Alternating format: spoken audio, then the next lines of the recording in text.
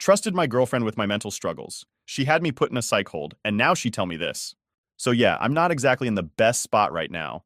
I'm 29, working this job that's supposed to pay the bills and give me some sense of purpose.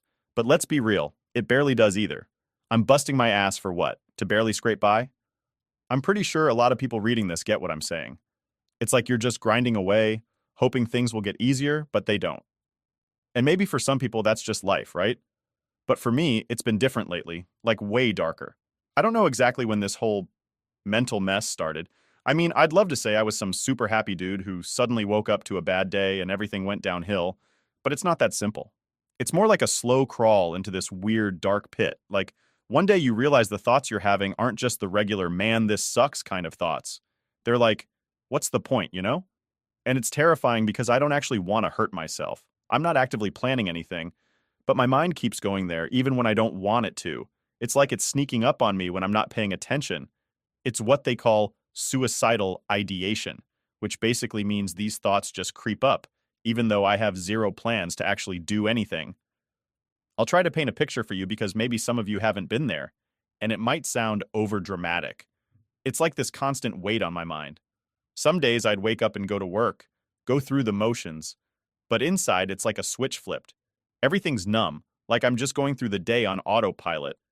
It's weird because nobody can see it. To everyone else, I'm just the same guy, doing my job, showing up. But inside, it's like everything's gray, heavy, and no matter what I do, I can't shake it. I thought I could just push through, honestly. I mean, I've dealt with stress before, right? But this is different. Usually I just throw myself into work, keep busy, try to ignore the bad stuff, and hope it goes away. But no matter how hard I worked or distracted myself, these thoughts just kept creeping back in. It's like trying to keep a lid on a pot that's already boiling over. You can push it down for a while, but eventually it's going to spill. I'd get these thoughts too at the worst times. Like I'm standing at work, supposed to be paying attention, and suddenly my mind's just drifting off, thinking about how easy it'd be to just disappear. And I'd snap out of it, thinking, what the hell is wrong with me? But then it'd happen again and again. It starts messing with your head. I'd go home and just sit there, trying to figure out why I can't shake it off. Why I can't just, I don't know, be happy? Or at least normal? It's this constant battle in my head and I'm losing. I know, it sounds dramatic. But if you've ever been there, you get it. And if you haven't, trust me when I say it's not something I'd wish on anyone. It's like being trapped in this invisible cage, and no matter what you do, you can't get out. Every day, it's just this fight to keep going, to keep pretending everything's okay when deep down, you know it's not. And the scariest part? I didn't tell anyone, not a single soul, because who wants to hear that? Who wants to be the person that people look at and think, oh, he's broken? So I kept it all in, hoping it'd just go away. And then came the worst days. These are the ones that really stick with me. I'd come home after a long day, exhausted, and just sit there staring at the wall. Not even thinking, just staring. My phone would buzz, people trying to reach out, but I couldn't bring myself to answer. It was like every ounce of energy I had was used up just to get through the day, and I had nothing left for anyone else. I'd sit in silence, sometimes for hours, with this voice in the back of my head whispering that it'd be easier to just give up. Not that I'd ever actually do it, but the thought was always there, lurking, like some shadow I couldn't get rid of. After a few months of this, I started to realize that maybe I couldn't handle this on my own. And let me tell you, that was a hard pill to swallow. I've always been the guy who deals with his own stuff, who doesn't rely on anyone else. But this was different. It wasn't something I could just shrug off or ignore. So, after a lot of back and forth in my own head, I finally decided to open up to my girlfriend. I mean, we've been together for 4 years, and she's always been there for me. If there was anyone who'd understand, it'd be her, right? So, one night, we're just sitting on the couch watching some mindless TV show, and I decided to go for it. I told her I'd been struggling lately, that things felt dark, and that I'd been having these thoughts. And let me tell you, that was one of the hardest things I've ever done. I could barely get the words out. I was so damn worried about how she'd react, but I didn't have anyone else I could trust with this. She just sat there listening, and I thought, okay, maybe this'll actually help. I kept explaining, trying to make her understand that I wasn't planning anything, that I just needed someone to hear me out. And she nodded, said she understood, and I actually felt a bit of relief, like maybe I'd finally found a way to dig myself out of this hole. I thought, maybe this'll be okay, maybe I'll be okay. Looking back, maybe I shouldn't have expected so much. I mean, she's young, only 22, and probably didn't know how to handle something like this. But at that moment, I genuinely thought I'd done the right thing by telling her. For the first time in a while, I felt like maybe I wasn't so alone in this. I thought opening up was the first step to getting better, that I'd finally found a way to deal with these thoughts and move forward. But as I'd come to learn, things weren't that simple. So I left off where I finally opened up to my girlfriend. Honestly, I felt this weird sense of relief after telling her everything, like maybe this was finally the first step to pulling myself out of that mental mess. But what happened next was something I didn't see coming at all. After our talk, I was feeling, I don't know, lighter, I guess. I figured I'd go grab some snacks and clear my head for a bit, so I told her I'd be right back. It was just a quick trip down the street, something to get my mind off things. I thought everything was fine between us, like maybe we'd broken through a wall or something.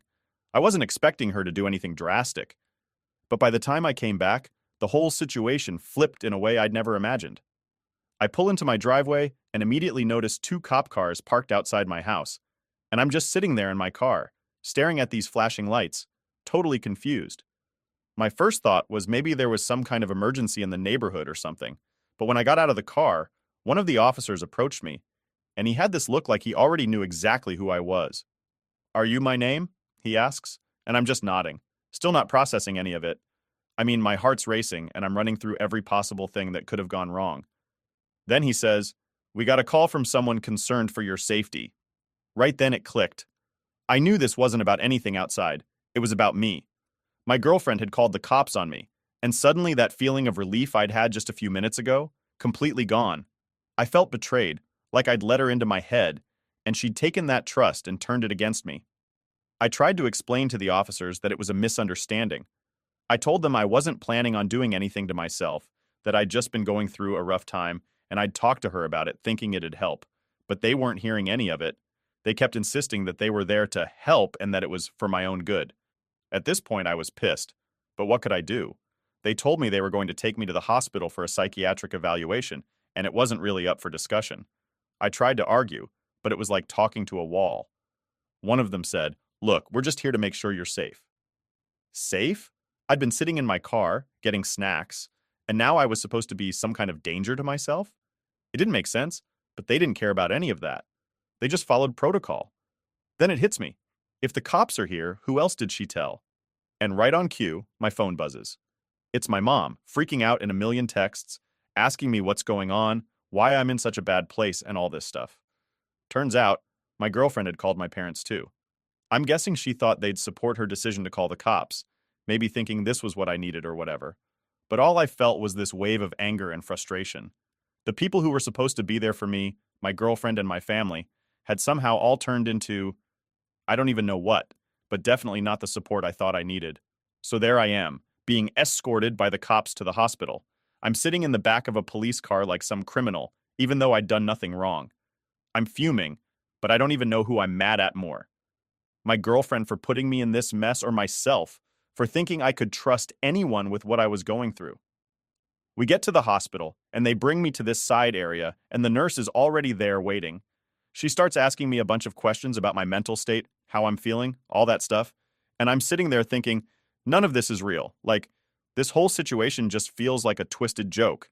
I told the nurse straight up that I wasn't planning on hurting myself, that this was all some misunderstanding blown way out of proportion. But she just nods and says, "Well, we'll need to do a full evaluation to make sure." The whole time, all I could think was how everything just spiraled out of control. I'd opened up to my girlfriend, thinking it would help, and here I was in some cold clinical room being treated like a danger to myself. They took my phone, my wallet, everything. It felt surreal, like I'd somehow lost control of my own life just because I was honest for once. I mean, isn't that what everyone says to do? Talk to someone if you're struggling. But look where that got me. And of course, the waiting game started. I sat in this tiny, uncomfortable room for hours, with nothing to do but replay everything in my head, every thought, every detail of that conversation with my girlfriend. I kept wondering if there was something I could have said differently, something that wouldn't have set off this chain reaction. But no matter how I tried to make sense of it, it just didn't add up. She knew I wasn't actively planning anything, and I thought I'd made that clear. So why call the cops? Why call my parents? Why blow everything up? At some point, A doctor came in and started the whole evaluation process. He was calm, asked me about my thoughts, how long I'd been feeling like this, and all that. I answered as best as I could, but it's hard to explain something you're barely understanding yourself. I could see him jotting down notes, looking up every now and then, and it was obvious he didn't really get it. He kept asking questions in this clinical, detached way that just made me feel even worse. Like I was just another case he was trying to check off his list. By the time they finally wrapped up the initial evaluation, I was drained, both physically and mentally. I didn't have the energy to keep explaining myself, and I just accepted that nobody was really going to understand. They weren't interested in helping. They were just doing what they were supposed to do. Protocol, procedures, checklists. I was just another number to them. I'm not going to lie. Sitting in that room with nothing to do but stare at the walls, I felt betrayed. Completely. I kept thinking about my girlfriend, my family, the people who were supposed to care. I'd trusted them, opened up in a way I'd never done before, and now, here I was, alone in some sterile room, treated like a danger to myself when all I wanted was someone to actually listen, to understand. But instead, I was labeled and sorted into some category, and now they had me stuck in this mess. By the time they told me I'd have to stay for further observation, I wasn't even surprised. It was like the whole thing had taken on a life of its own, and there was nothing I could do to stop it. I just sat there, feeling defeated, wondering if I'd ever be able to look at these people in my life the same way again. I'm not sure how to describe the feeling of being admitted into a psych ward, especially when you're there against your will. The second they took my phone and wallet, I realized how little control I had left. You think of hospitals as these places where they're supposed to help you, right? Well, this place didn't feel like help. It felt like prison. Everything was cold and gray, like the entire building was designed to drain whatever hope you had left. And the people? They treated you like you were already broken beyond repair. After what felt like hours of waiting around, they finally brought me to this cramped room that looked like it hadn't been updated since the 80s. It had a single bed with a thin mattress, a chair, and a tiny table. The walls were this faded beige color, peeling in spots, and there was this smell, a mix of bleach and something stale. I sat on the bed, staring at the walls, trying to wrap my head around how I'd ended up here. The staff, they didn't talk to you unless they absolutely had to. It's like they didn't see you as a person, just another case they were dealing with. I tried asking one of the nurses how long I'd have to be here, and she just shrugged, mumbled something about evaluations, and walked away. No explanations, no real answers, just cold, blank stares and people moving around like you're invisible. Then came the worst part. My roommate. I don't know what I expected, but definitely not him. The guy was convinced he was some kind of god or prophet or something, always muttering to himself and occasionally screaming at the walls. First night in, I woke up to him smashing his head against the wall, leaving these bloody smears as he went. When I asked the staff if he was okay, they just brushed it off like it was no big deal. He does that sometimes, one of them said, completely unfazed. The whole experience was like that. There was no peace, no privacy, nothing that made you feel even a little bit human. The light stayed on 24/7, and someone checked on you every half hour, so sleep was impossible. I'd lie there, exhausted but unable to drift off, listening to the sounds of other patients shuffling down the hall, doors creaking, and that constant hum of fluorescent lights. Every noise, every shadow, it was like the place was designed to keep you on edge. Meals were another level of awful. Breakfast, lunch, and dinner were all this tasteless gray mush that they insisted was balanced. I tried eating at first, but I could barely get it down. After a day or so, I just stopped bothering. What was the point? It felt like I was being punished, like I'd done something wrong, even though all I'd done was open up to someone I thought I could trust. And then there were the meds. Oh man, the meds. The doctors had decided I needed something to calm me down, despite me telling them over and over that I wasn't a danger to myself. But it didn't matter. They had their system, and I was just another tick on their checklist. They handed me these pills without even telling me what they were. When I refused to take them, they just stared at me and said, "You either take these, or we'll have to use other measures." Basically, they were going to force feed me the stuff if I didn't cooperate. So yeah, I took them. And let me tell you, whatever they gave me, it was brutal. Within half an hour, I felt like my brain was wrapped in cotton. Everything was blurry and slow. I couldn't think straight. Couldn't even string together a full sentence. It was like I was floating somewhere outside myself, watching this whole nightmare unfold, but completely powerless to do anything about it. They'd call it treatment, but to me, it felt like they were stripping away any shred of control I had left. I spent 3 days in that place. 3 long, miserable days where the only thing I did was sit in that dingy room and stare at the walls. The staff tried to get me to talk, but I wasn't interested. I knew they weren't listening. Not really. I'd already told them the truth, but they didn't care. I was just another body they had to deal with. So I clammed up, refused to speak, and just waited for it to be over. On the second day, my parents and girlfriend came by to visit.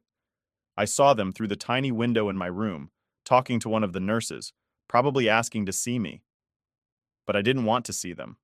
I was done with them. They were the ones who put me here, who decided this was what I needed, without even asking me how I felt about it. So when the nurse came to tell me I had visitors, I just shook my head and said I wasn't interested. I could see the nurse's face drop, like maybe she thought I was being ungrateful or something. But I didn't care. I was angry. Angry at all of them for thinking they knew what was best for me. Angry that I'd let myself trust them enough to open up, only to have it backfire in the worst way possible. They didn't understand. And at that point, I wasn't sure I even wanted them to. Time felt strange in that place. It was like everything slowed down and blurred together. Hours felt like days, and every second I was there, I felt more and more trapped. It was like being in some kind of twisted purgatory where you're just stuck with no way out. The only thing that kept me going was knowing that eventually, they'd have to let me go. I hadn't done anything wrong. I wasn't a danger to myself, and they had no proof to keep me there. By the end of it, I was so mentally and physically drained that I barely recognized myself. I felt hollow, like whatever fight I had in me had been worn down to nothing. The doctors finally decided they didn't have enough to keep me any longer, and they told me I'd be released soon. But even then, they acted like they were doing me some kind of favor, like I should be grateful they were letting me go. All I could think was, I just want out. I wanted out of that place, away from those people, and as far from the whole experience as possible. They'd turned what was already a rough time in my life into something way worse, all because I trusted the wrong person. And as they took me out of that room and walked me down those bleak hallways one last time, I made up my mind about one thing. I was done with all of them. When they finally let me out, it wasn't some big relief like I thought it would be. I felt numb, like whatever part of me that should have felt grateful for being free had been left back in that psych ward. They handed me my stuff, my wallet, my phone, like I was some kid who'd just been punished and was finally allowed to go back outside. But the second I took my things, I just wanted to leave. I didn't say a word to any of the staff, didn't even look back. I was done with them, done with that place. And of course, there they were, waiting for me outside, my parents and my girlfriend. They all had these expressions like they were relieved but also worried, and I could already see it. The questions, the "Are you okay?" and "Did it help?" expressions written all over their faces. But I wasn't about to play into that. I'd already been through enough. I didn't owe them anything. They all started talking at once the second they saw me. My mom was asking if I was okay. My dad tried to give me one of those weird side hugs, and my girlfriend was going on about how she'd missed me, how she was glad I was safe now. And honestly, I just couldn't take it. I felt this wave of anger bubble up inside me. All I could see was them making that choice for me, deciding what was best without even listening. They'd thrown me in there like I was some project they needed to fix, and now they wanted me to pretend like everything was fine. I didn't say a word to them. Not one. I just brushed past them, started walking away. They kept calling my name, asking where I was going, but I didn't stop. I had too much going on in my head to even care at that point. I just kept walking, barely noticing that it had started to rain. Somehow, that felt right, like the whole world was matching my mood. Heavy, gray, cold. I didn't even care about the rain soaking through my clothes. It was like, after everything, getting wet was the least of my problems. I must have walked a good 3 miles before I finally got back to my place. I hadn't stopped once, hadn't even thought about getting a ride or calling a cab. I just walked, letting the anger and hurt push me forward, one step after another, until I made it back. By the time I reached my door, I was drenched and exhausted, but something about that walk felt like it cleared my head a bit. Or maybe I just pushed everything so deep down that it was like I couldn't feel anything anymore. Either way, I didn't care. I was home, and that's all that mattered. When I stepped inside, my girlfriend had followed me. I hadn't even noticed she'd trailed me back, but there she was, dripping wet, looking at me like I was some kind of wounded animal. "We need to talk," she said, but I was done with talking. I'd already said everything that mattered back when I'd opened up to her, and look where that got me. I didn't want to hear her excuses, her justifications. I didn't want to hear any of it. I looked her dead in the eye and said, "We're done." Just like that. No explanation, no trying to soften the blow. I was exhausted, drained, and I didn't have the energy to play nice. She started to cry, saying she'd done what she thought was best, that she'd only wanted to help me. But her idea of help had been throwing me in a psych ward without even asking me what I wanted. How was that supposed to help? How was I supposed to feel safe with someone who could just decide what's best for me like that, without even a real conversation? I told her she had until the end of the week to pack her stuff and get out of my house. It felt harsh, but at that moment I didn't care. She kept trying to explain, kept going on about how much she cared about me, but I'd heard enough. I'd trusted her, thought she'd understand what I was going through, and instead, she'd turned my life upside down. Maybe some people would say I was being too hard on her, but if they'd been through what I had, they'd get it. You can't just throw someone into a place like that and expect things to go back to normal afterward. After she finally left, I sat there in my empty apartment staring at the walls. It was quiet, so damn quiet, and for the first time I really let myself feel the weight of everything. All the anger, the betrayal, it all hit me at once. I felt alone, but in a way it was better than pretending to be surrounded by people who didn't really care about what I wanted. They'd all acted like they were helping me, but none of them had actually asked me what I needed. They'd just made that choice for me, like I wasn't even there. My phone started buzzing with texts from my parents, probably worried that I'd cut off my girlfriend like that, but I didn't even look at them. I was done. I'd spent so much time trying to make everyone else happy, trying to play nice, that I'd forgotten what it meant to actually look out for myself. And now, after everything, I didn't have the energy to deal with their guilt trips and their explanations. Over the next few days, my parents kept trying to call, sending these long, guilt-laden texts about how my girlfriend was just trying to help, how I should forgive her, give her another chance. They couldn't get it. They'd never understand what it was like to be locked up in that place, treated like I was broken just because I was struggling. I knew they thought they were doing the right thing, but to me, it felt like they'd taken the one thing I had left, my right to decide what I wanted for myself, and thrown it away. By the end of the week, my girlfriend had packed up her things and left. I didn't say goodbye, didn't even look at her when she walked out the door. I was past that. She'd made her choice, and I'd made mine. It was like a part of me had died back there, in that psych ward, the part that believed people could understand without judgment, without trying to control me. I didn't need people who thought they knew better than I did what was best for me. I didn't realize how freeing it would feel to finally set that boundary, to tell the people who had hurt me that they didn't get to decide my life anymore. Yeah, it left me alone, but at least I was alone on my own terms. And as strange as it sounds, that gave me a kind of peace I hadn't felt in a long time. So now I'm sitting here, finally by myself, and I can't shake this question. Was I the A*** hole? I mean, I'm aware this whole situation's messed up. I'm not blind to the fact that they thought they were helping me. My girlfriend, my parents, they did what they did because they care. I get that, okay? But it still feels like they all just completely bulldozed over me, over what I wanted and needed, and now I'm left with nothing but this huge mess, and everyone around me telling me I'm wrong. It's like they thought they knew best, right? My girlfriend especially. I told her some really personal stuff I hadn't even really admitted to myself, and she took that as a green light to call the cops on me. I mean, who does that? She knew I wasn't planning to do anything drastic. I'd told her clear as day that I was struggling, but not actually in danger. And instead of actually listening to what I needed, she just went nuclear and dragged my family into it too, thinking that would somehow help. And my parents, man, they acted like they were so surprised, like they couldn't believe I was going through something like this. But I don't know. Part of me feels like they should have seen the signs. They know how rough work has been, how I've been drowning in bills, how every day has felt like a struggle lately.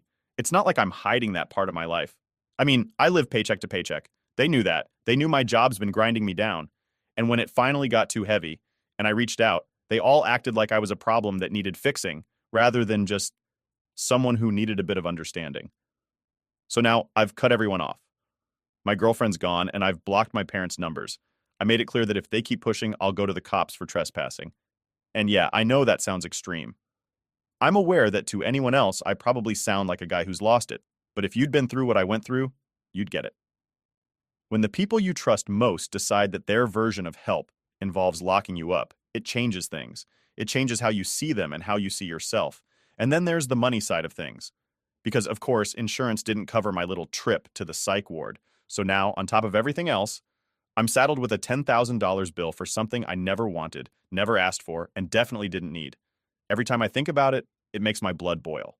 Like, I was already buried in bills, struggling to make ends meet, And now I have this giant debt sitting over my head because my girlfriend thought she was saving me. If I didn't laugh, I'd cry, honestly. People keep telling me I should reach out to the hospital, try to get the bill reduced. I get it. It's practical advice. But the whole idea of even dealing with them again just fills me with dread. I don't want to talk to anyone there. Don't want to relive any of it. It's like that place left this scar. And every time I think about doing something about the bill, it just reopens. Maybe it sounds ridiculous, but it's the truth. Right now, I'd rather let that bill sit unpaid than have to explain myself to some billing department that probably doesn't care anyway.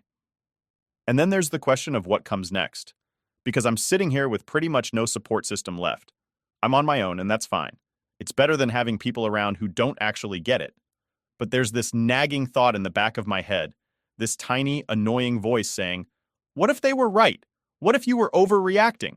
And I hate that thought, because it makes me doubt everything.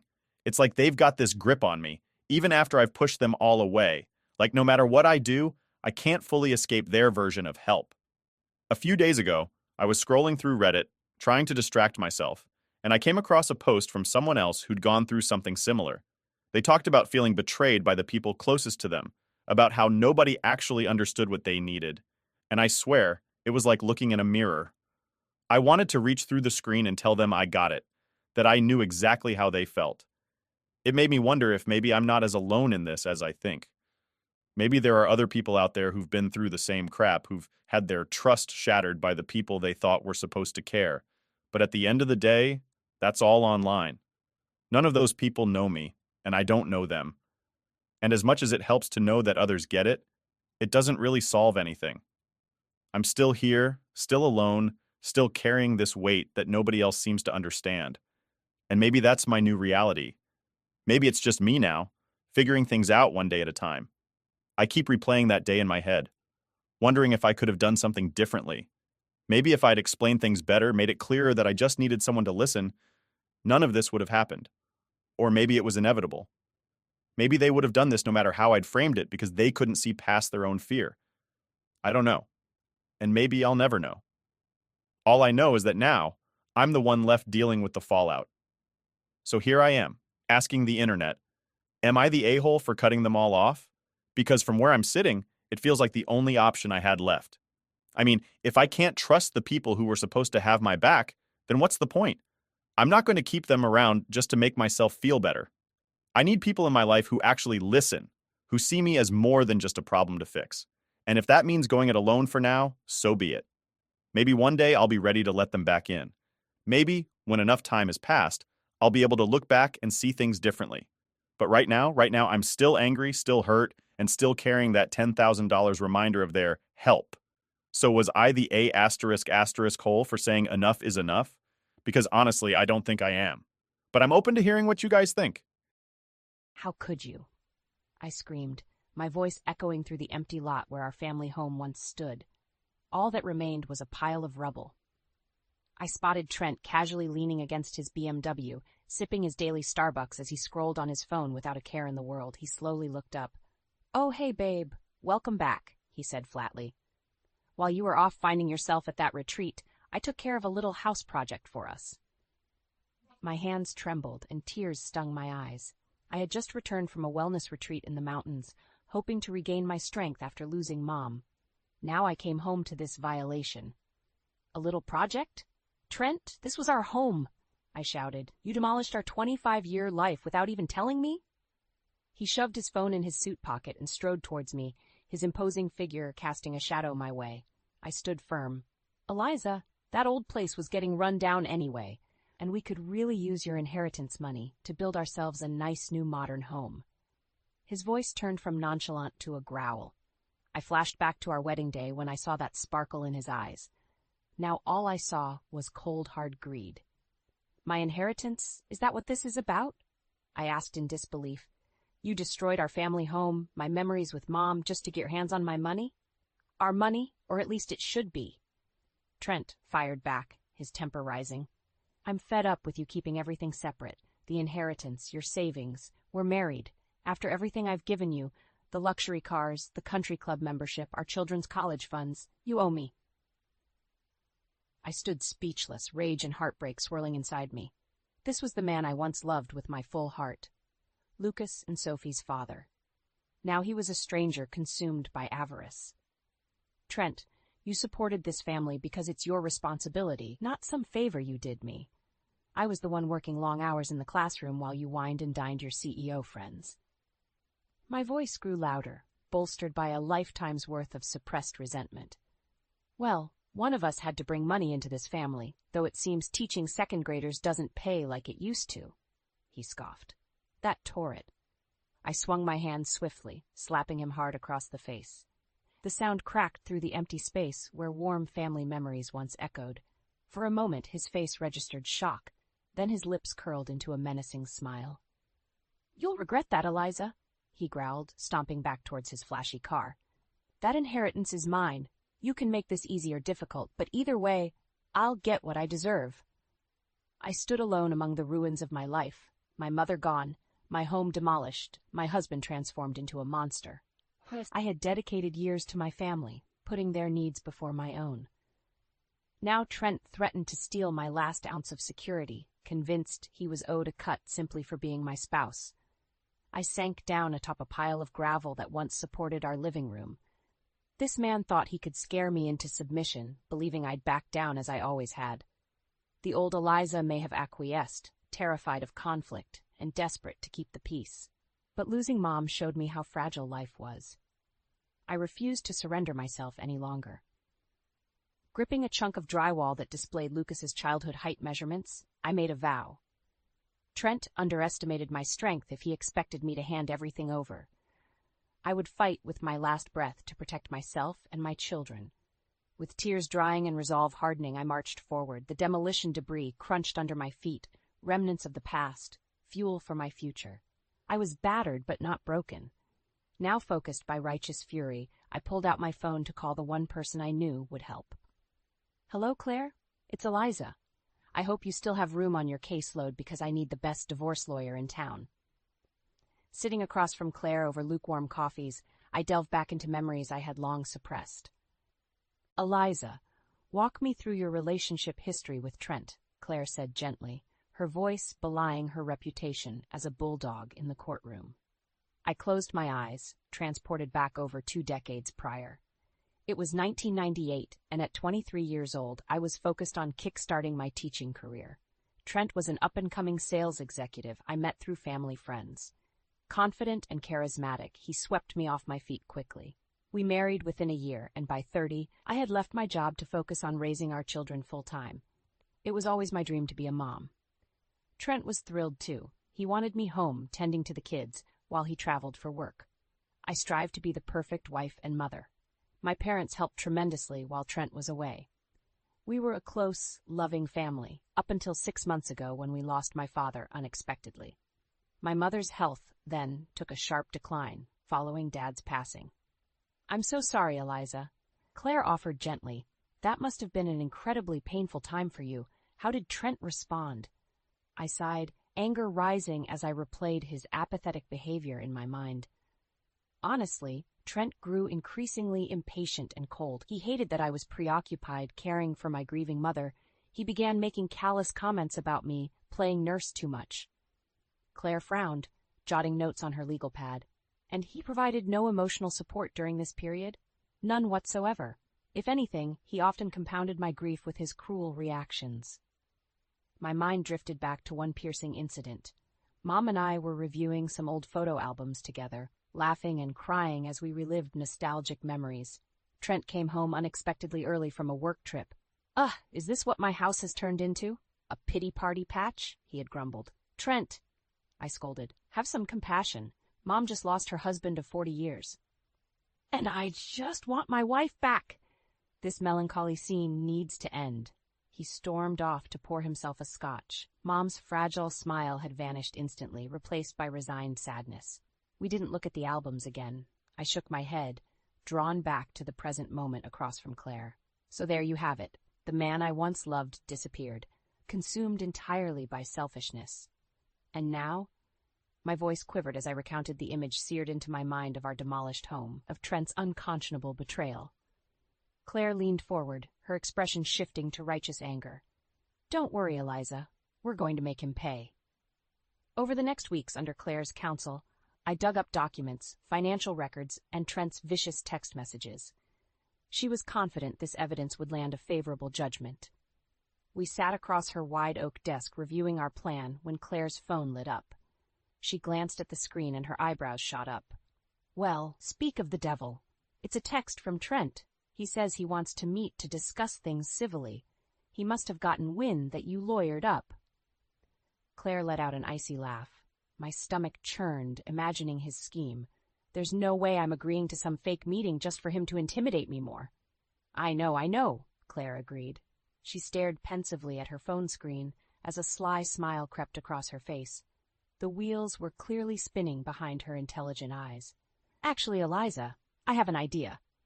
She leaned forward, resolve emanating from her. What if we use this text to set a little trap for your scheming husband?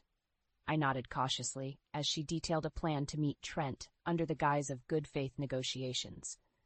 But with Claire secretly recording the conversation, we could obtain hard proof of Trent's coercion and threats. My anxiety melted into tentative relief at the finally holding him accountable. As we wrapped up final preparations for the clandestine meeting, I turned to Claire, new confidence rising within me. Let's do this. It's time for that snake to get exactly what he deserves. Claire smiled knowingly and put a steadying hand on my shoulder. Showtime! My hands trembled as I stared down at the text from Trent confirming our clandestine meeting spot, a discreet cafe downtown far from prying eyes. Though Claire and I had devised an airtight plan to expose his deceit, doubt still gnawed at my core. What verbal assaults awaited me? How far would Trent go to pressure me into relinquishing control of my inheritance? I steeled my nerves, refusing to let past anxiety dictate my actions now. With my family's legacy and financial future at stake, failure was not an option. I arrived early at the nondescript cafe and selected a quiet corner booth, my back to the wall for full visual coverage. I set my phone on the table, discreetly pressing record before concealing it behind a napkin. The bait was laid for Trent's inevitable tirade. Now confident our trap was set, I waited. Right on cue, 15 minutes late as always, Trent sauntered in, a smug look plastered across his handsome yet hardened face. I gestured politely to the seat across from me. Showtime. Well, Eliza, isn't this mature of us to handle things civilly? Trent offered with mock sincerity. I nearly gagged at his attempt to take the high road after demolishing our family home without notice. Instead, I offered a flat smile. Yes, I think it's important we have an open and honest conversation about all this. Trent shifted, clearly unsettled by my nonplussed reaction. He was likely expecting a much more volatile response he could redirect with manipulation as he had done so many times before. Good. Let him squirm a bit. I broke the silence after an awkward beat. I'll cut right to the chase, Trent. Are you willing to negotiate fairly on separation terms? I kept my tone cool yet firm. At this, Trent sneered. The polite facade instantly melted away. Separation? He spat the word. You must be joking. I hope you're not expecting me to agree to anything that compromises my financial future. Compromises his future? Typical Trent. Money and status were all that mattered to him. Certainly not family. I pressed on calmly. I'm talking about splitting things equitably between us. Surely we can be reasonable adults. Trent pounded his fist on the table, rattling the coffee mugs and startling patrons at other tables. No, Eliza, I will not agree to walk away empty-handed. Not after wasting the prime of my career on this lackluster marriage, he jabbed bitterly. You will sign over your inheritance, or I'll make you regret ever threatening this divorce. And there it was, no pretense anymore about preserving our family or saving our marriage. Trent laid bare his singular goal, getting his greedy hands on what he felt he deserved. Behind his macho threats, though, I detected desperation. His future fortune and reputation were at stake if he couldn't manipulate me into conceding. This time he underestimated my resolve. I kept my tone measured. Are you quite finished with your tirade? Because nothing you say will coerce me into just handing everything over. I'm fully prepared for a legal battle. Trent's face reddened, his temper rising. But I recognized the flash of fear behind his harsh glare. My stoic confidence had caught him off guard. You entitled, washed-up loser, he sputtered. I made you everything you have, and this is the thanks I get? You'll regret this, Eliza. No one steals my future. With that, Trent shoved his chair back forcefully, grabbed his jacket, and stormed out, steaming. My hands were trembling again, though this time with relief and triumph. I grabbed my phone, hands shaking, to stop the recording. Not only did I hold firm in my refusal to cave to his threats, I now had them all on tape. No more hiding behind a charming veneer. The world would soon hear Trent's true venomous nature. For the first time in months, I broke into a grin. My tormentor's downfall was imminent. With Claire masterfully pulling legal strings and karma beginning to strike back at Trent for his deceit, I had set the stage for his reckoning. I almost pitied the poor guy if he wasn't such a loathsome snake, willing to crush his own family for personal gain. Oh well, no mercy for the selfish fool. After settling my bill, I strode confidently out the door towards a future that shined brighter by the minute. My resolve was steeled for the fight ahead. Trent would bitterly regret the day he crossed me. I sighed, seeing the caller ID flash Trent for the third time that morning. After ignoring his barrage of petty texts, he was apparently resorting to voice messages to vent his frustration. My finger hovered over the decline button when a thought struck me.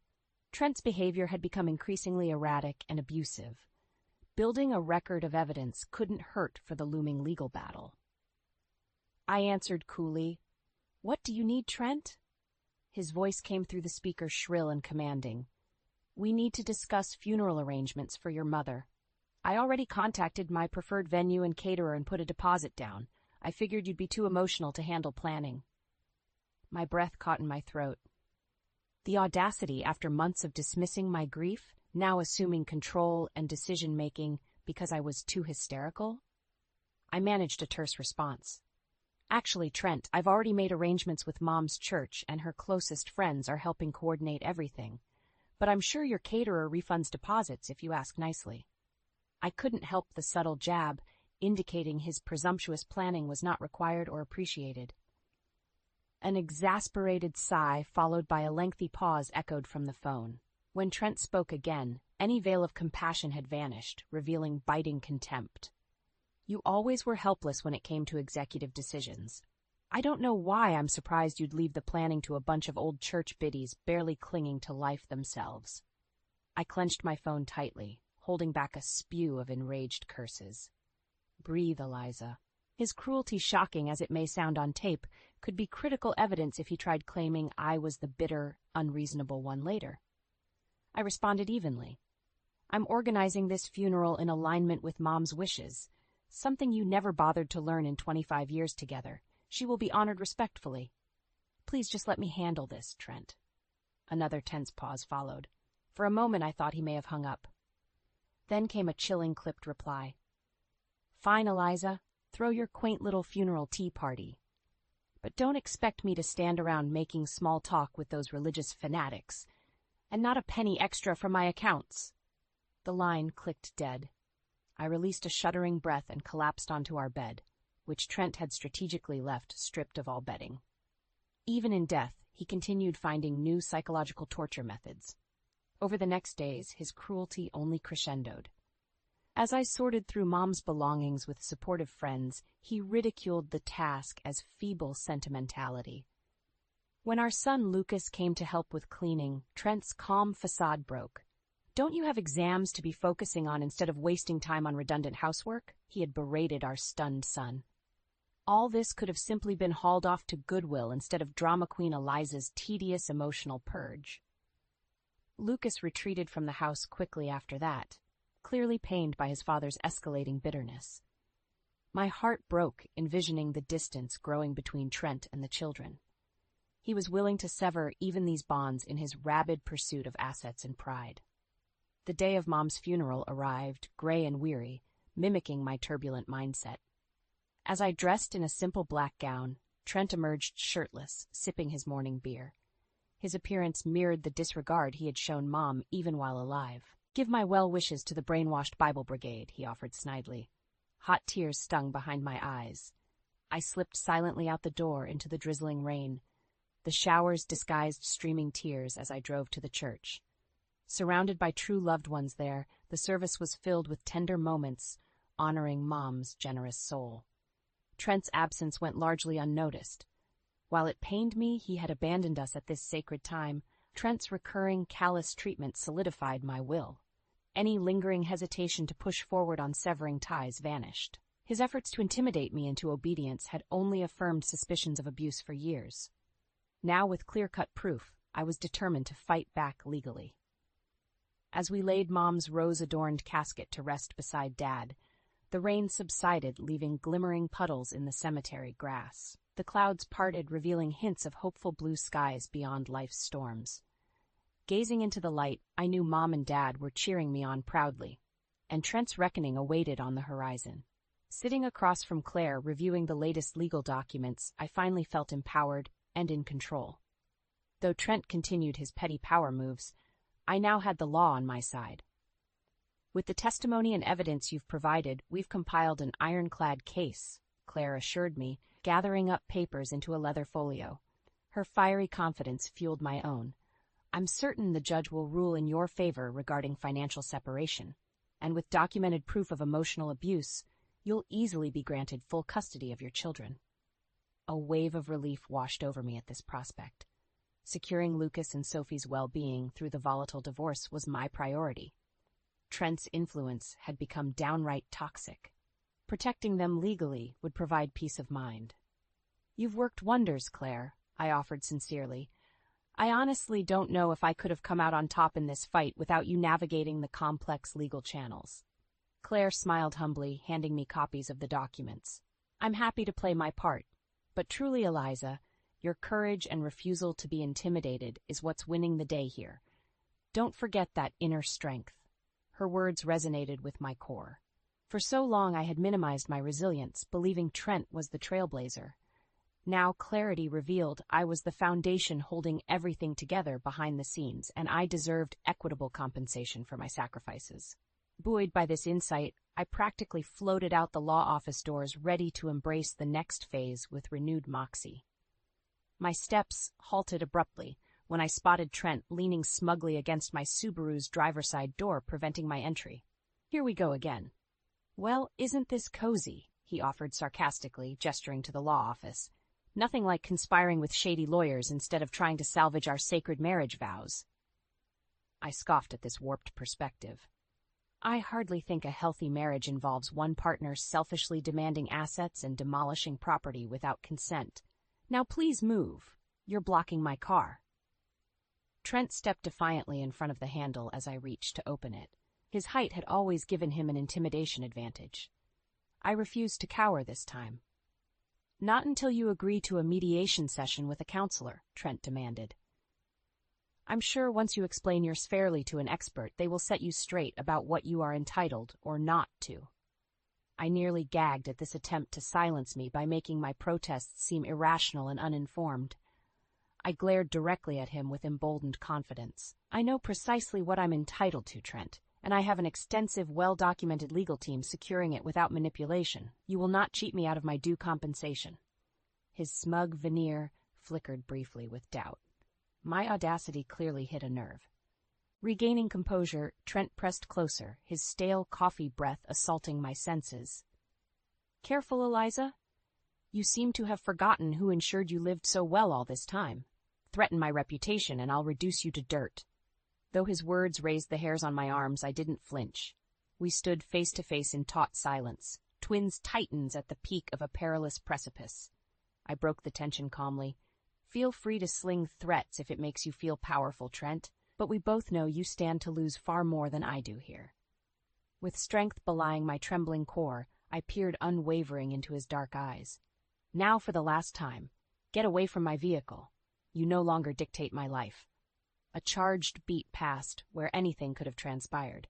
To my relief, Trent scowled bitterly, then stepped aside, grumbling. I maintained vigilant composure despite quaking inside, safely driving off without glancing back. Maintaining courage through intimidation tactics was not easy, but I realized the breadth of my fortitude, and nothing was stronger than a determined woman protecting her interests against a greedy bully. Game on, Trent. Your reckoning awaits. I tapped my foot impatiently, glancing between my watch and the imposing courthouse doors. Claire and I had filed the paperwork, petitioning for financial separation over a month ago, and the court date had finally arrived. Yet despite the early hour, Trent was characteristically late, no doubt a feeble attempt to regain control by making me wait anxiously. Little did he know, I had reached a state of zen. The law was on my side. 15 tedious minutes later, Trent came swaggering up the marble steps, not a hair out of place in his arrogantly confident power suit. I offered a cordial smile. "Nice of you make an appearance, Trent. Shall we proceed?" He bristled at my unruffled demeanor, but nodded curtly. I led the way into the expansive courtroom as we took our respective places at the defendants' tables. Claire entered soon after, flanked by our other legal aides, nodding reassurance. I kept my breath steady, visualizing victory as the bailiff called court into session. This was it, Judgment Day, for Trent's deceit. The proceedings commenced efficiently, with Claire masterfully presenting our evidence of emotional abuse and financial coercion. The judge listened solemnly, eyes widening at particularly shocking voicemails from Trent maligning my character. I had to hand it to Claire. She had crafted an utterly unimpeachable case. After what seemed an eternity, the judge cleared her throat, peering sternly over spectacles.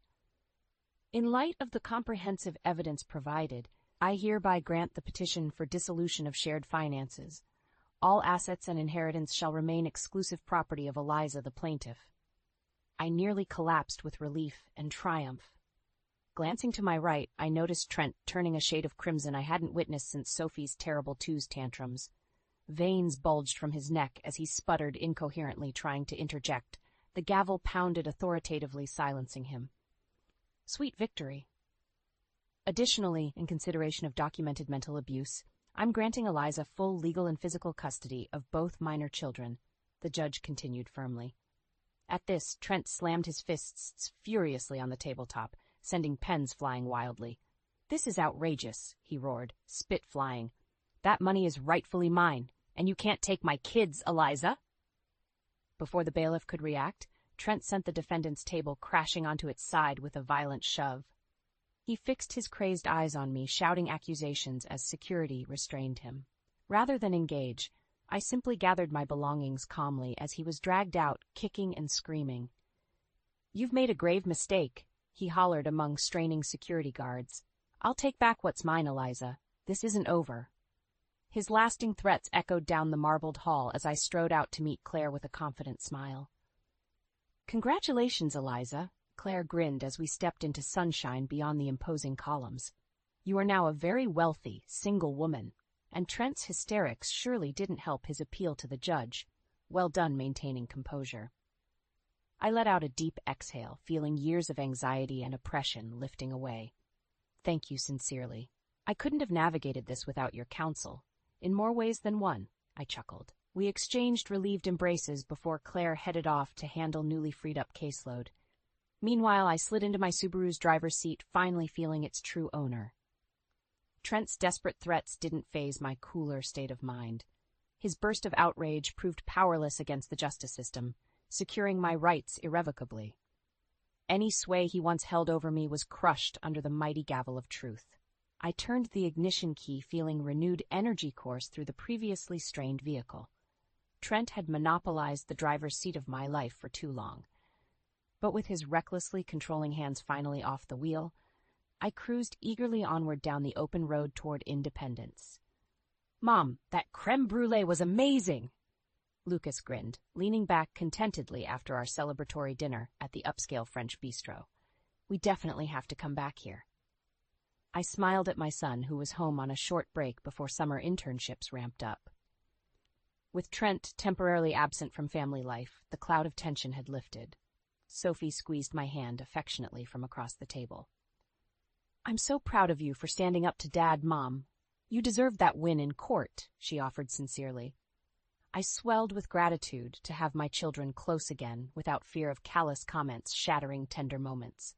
As we strolled outside the restaurant, Lucas suddenly gripped my arm, nodding towards the bar next door. There sat Trent, half slumped on a stool, staring numbly at CNN, blaring predictions for an upcoming economic recession. Even from a distance, his unkempt appearance revealed a broken man. I felt Sophie's hand tense on my shoulder. "Let's go, Mom," she urged gently. I paused, taking in the scene of my once formidable opponent diminished to a drunken shell of spite. His legacy and reputation apparently lay in shambles, much like the remains of our demolished home. Investors and elite executives had shunned him after his court outburst made salacious headlines. Rumor was his assets had taken a significant hit in the latest stock market plunge as well. The community backlash only amplified his downfall. "Karma's a beast, eh, Trent?" Lucas muttered. Seeing his disheveled father still sparked sadness behind the resentment in Lucas's eyes. Sophie linked her arm through his comfortingly as they walked ahead to gather an Uber. I stood frozen, gazing upon the aftermath of Trent's greed and hubris. Claire was right. He had far more to lose than me by refusing to compromise. Now every manipulative scheme and sociopathic threat had come crashing down in a brutal reckoning. Hard times humbled even the proudest titans. Though my righteous anger towards Trent persisted, witnessing his self-destruction awakened traces of pity amongst the bitterness. Perhaps if he demonstrated true remorse and sought help for underlying issues driving his egocentric worldview. My sympathetic pondering was cut short when Trent glanced up blearily from his drink. His bloodshot eyes registered rage seeing me. He rose unsteadily and staggered over, wearing a twisted smirk. "Come to gloat, have you?" he slurred, whiskey breath assaulting my senses. "Little Miss Righteous Victor." Trent wobbled, but spite sharpened his words. I stood calmly, meeting his hollow glare. "No, Trent, just heading home after dinner with our kids, actually. I do hope you'll get the help you need." Before I could finish, Trent erupted in a spit-flying diatribe. "Save your sanctimonious talk. This is your fault, Eliza. Your petty comeuppance threats me destitute and despised." He swayed aggressively closer. "I lost everything because of your self-centered vengeance." Sensing the confrontation escalating, I stepped cautiously back, gesturing to the approaching bartender for assistance. Trent was clearly beyond logical exchange in his inebriated rage. His unhinged tirade continued, attracting shocked attention from passers-by. "Mark my words, Eliza. I will get even. Your little celebratory parade ends now." He lunged towards me as the bartender grabbed him. I retreated quickly to where Lucas and Sophie stood horrified. Police sirens wailed from down the street, responding to calls about the disturbance. "Let's go home," I urged, ushering my shaken children away from the nightmarish scene. Glancing back, I glimpsed Trent being shoved into a squad car, drunkenly raging about comeuppance as they sped away.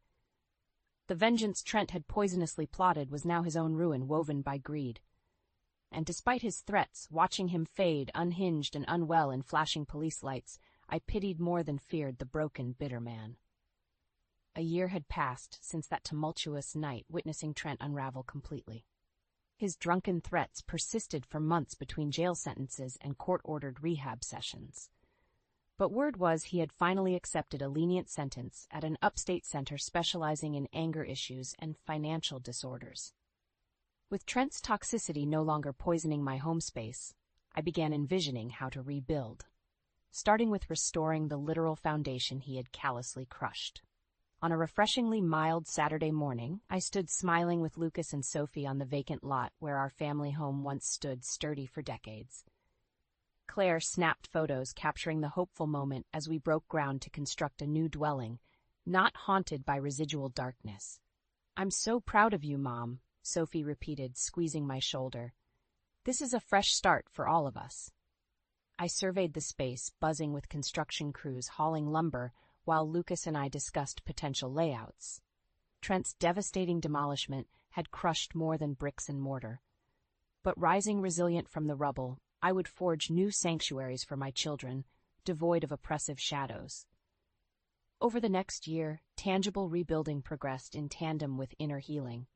With each golden beam raised and brick mortared in place, I sensed our spirits mending as well. Soon the lingering wounds from Trent's destruction would be more scar tissue than open gash. On a crisp autumn afternoon, I gathered with loved ones to celebrate the finished product, a gorgeous contemporary farmhouse blending vintage charm with sleek upgrades. Sophie and Lucas had invited college friends. Supportive relatives filled the home with infectious laughter. As caterers circulated with champagne to commemorate the occasion, I paused to admire photos adorning the fireplace mantel. Images of my parents smiled down, filled with eternal light and love, despite their earthly absence. Gazing around at those present, additional missing faces stood out painfully.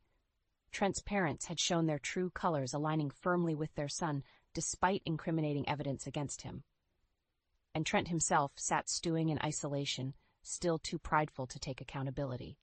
Their self-imposed misery was punishment enough. Occasional pangs of sadness resurfaced, missing the man Trent used to be before ambition consumed him. But focusing forward allowed me to appreciate life's everyday joys again, instead of dwelling on toxic relationships. Later, after guests had dispersed with hearty congratulations and housewarming bouquets, Sophie joined me on the front porch, gazing up at constellations glittering optimistically. She broke the pensive silence. "Dad sent me a brief letter today from the rehab center. It sounds like intensive counseling is helping him finally reflect more on the consequences of his actions." Though skeptical about authentic transformation from brief therapy, I nodded.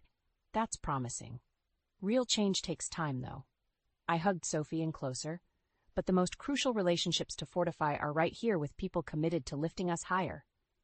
Sophie smiled up brightly through tears glinting in the moonlight. In her strength and sensitivity, my greatest co-creation glowed. She would perpetuate cycles of compassion, not malice. Together we sat in meditative silence, connected to forces intricately crafting redemption from ruin. Though scars remained, Trent's corrosion had only illuminated my resilient spirit. His darkness merely fertilized future flowers determined to keep blooming. The wineglass shattered against the wall, red droplets spraying across the cream wallpaper like arterial blood. My hand still tingled from the force of throwing it, but the satisfaction was worth every crystal shard now littering our dining room floor. I'm Joe, and this is how I finally stopped pretending my marriage wasn't a carefully constructed lie. "You're acting like a child," Travis said, his voice dripping with that condescending tone he'd perfected over our 12 years together. "This is exactly why you'll never advance beyond Daddy's little project manager." Our son Ollie pressed himself deeper into my father's side, his small fingers clutching Papa Rick's suit jacket. The tension in the room was thick enough to choke on. "Better Daddy's project manager than a backstabbing fraud." I spat back, my hands trembling as I gripped the edge of the mahogany dining table. "At least I earned my position." Travis's face reddened. "Everything was handed to you on a silver platter. You think anyone takes you seriously? They all know you're just Rick's puppet." My father cleared his throat. "That's enough, Travis. This is supposed to be a family dinner." "Family?" Travis laughed, the sound hollow and cruel. "Is that what we're calling this arrangement? Your precious daughter can't even handle basic responsibility without running to Daddy for help." The words hit like physical blows, each one carefully aimed at my deepest insecurities. I watched my mother-in-law, Eleanor, close her eyes in quiet disappointment. She'd always been more of a mother to me than Travis's son. "Mummy," Ollie's voice was barely a whisper. "Why is Daddy being mean?" Something inside me snapped. "Travis, get out!" "Excuse me." "You heard me. Get out of my father's house. Now." He stood slowly, adjusting his expensive tie with deliberate precision. "You know what? I think I will. Better than watching you play victim again." He turned to Eleanor. "Coming, Mother." Eleanor remained seated, her hands folded in her lap. "I think I'll stay and help clean up." The rejection flickered across Travis's face before his mask of contempt slipped back into place. He strode toward the door, pausing only to deliver one final barb. "By the way, that merger you've been working so hard on? Don't bother. My team already closed the deal this morning." The blood drained from my face. That merger had been my project for the past 6 months. There was no way he could have known about it unless— "You've been going through my files." The realization hit me like a punch to the gut. "You've been spying on me." His smile was razor-sharp. "Prove it." The door slammed behind him, leaving a vacuum of silence in its wake. I felt my father's hand on my shoulder, heard Eleanor's soft murmur as she led Ollie from the room, but all I could focus on was the burning in my chest. "I'm so sorry, sweetheart," my father said quietly. "I never thought he'd—" "Don't." I cut him off, my voice steadier than I felt. "This isn't your fault. But I need you to be honest with me, Dad. Did you know about the merger? He sank into his chair, suddenly looking every one of his 62 years. I got the call this afternoon. I was going to tell you tomorrow. I nodded slowly, pieces clicking into place. The late nights Travis had been working, the mysterious phone calls, the way he'd been needling me about work details that weren't his business. Joe, my father hesitated. What are you going to do? I looked at the wine staining the wall, at the scattered glass glinting like diamonds under the chandelier light. For the first time in years, I felt completely clear-headed. I'm going to destroy him, I said softly, and I'm going to enjoy every second of it. 3 days after the dinner disaster, I found Travis in Ollie's room, sitting on the edge of the race car bed, telling our son stories about how unstable I was becoming. Mommy just gets very angry sometimes, he was saying, stroking Ollie's hair. That's why Daddy has to work so hard to protect us both. My fingers curled into fists, but I forced them to relax. Ollie, sweetheart, time for breakfast. Go wash up. Travis didn't move as our son scampered past me. The moment Ollie was out of earshot, his gentle expression hardened into something uglier. You're late for work again. I'm exactly where I need to be. I stepped into the room, leaving the door open. Stop poisoning our son against me. Poisoning? He laughed, standing up. I'm preparing him for reality. You're becoming unhinged, Joe. First the scene at dinner, now these paranoid accusations about corporate espionage. You stole my merger. I made a better deal. That's business. He straightened his tie, a gesture I'd once found endearing. Maybe if you spent less time playing office with Daddy and more time learning how the real world works. Get out of his room. It's my house too. For now. Something dangerous flickered in his eyes. He stepped closer, using his height to loom over me. Is that a threat? Morning! A cheerful voice cut through the tension. Nate Roberts stood in the hallway, tablet in hand. Sorry to interrupt, but we have that strategy meeting in 20 minutes, Joe. Travis's jaw tightened. Who the hell are you? Nathan Roberts, sir. New project lead under Joe. Nate's smile was professional, but his eyes were sharp. We're restructuring after the merger situation. Your insight would actually be valuable if you have time to consult. I watched Travis process this, saw the calculation behind his eyes. Another time, he said finally. I have my own meetings to attend. He brushed past Nate, bumping his shoulder hard enough to make the tablet wobble. We waited until his footsteps faded down the stairs. You okay? Nate asked quietly. No. I sank onto Ollie's bed. But thanks for the save. How did you know to come up? Eleanor called me, said you might need backup this morning. He leaned against the door frame. Smart woman, your mother-in-law. Smarter than I was. I stood up, smoothing my skirt. Did you bring the files? Nate nodded, swiping through his tablet. 3 instances of unauthorized access to our servers from Travis's IP address. 2 meetings with our competitors that weren't on any official calendar. And this, he turned the screen toward me, a series of emails to someone named Chloe discussing insider information about the merger. My stomach clenched. Chloe? Yeah, seems like a student intern at his company. The emails get pretty personal. The room tilted slightly. Of course there was another woman. There was always another woman with Travis. Joe? Nate's voice was gentle. We don't have to do this now. Yes, we do. I straightened my spine. Send everything to my private email. And Nate, thank you for helping with this. Hey, what are work friends for? His smile faded. Just be careful, okay? The way he looked at you just now, I know. I did know. I'd seen that look before, in the early days of our marriage when things first started going wrong. That's why we need to move fast. Downstairs, I could hear Ollie chattering about his breakfast. Travis's voice responded, all warmth and patience now that he had an audience. The perfect father, the perfect husband, the perfect lie. One more thing, Nate said as I headed for the door. Your father wants to meet, says it's important. I nodded, already mentally rearranging my day. Tell him I'll be there at lunch. And Nate, watch your back. Travis isn't going to like you being involved. Let him try something, Nate replied, his usual cheerfulness hardening into something more determined. Some things are worth the risk. I touched the door frame where Travis had marked Ollie's height every birthday, wondering how many other memories in this house were as fake as my marriage. Yes, I said quietly. They are. The coffee shop was exactly the kind of pretentious place Travis would choose. All exposed brick and overpriced lattes.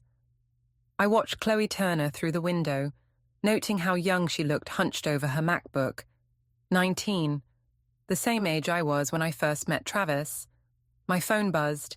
A text from Nate. You don't have to do this. But I did. I squared my shoulders and pushed through the door, the bell's cheerful jingle at odds with the acid in my stomach. Chloe? She looked up, confusion flickering across her face. Yes? I'm Josephine Mitchell. I sat down across from her, watching recognition dawn in her eyes.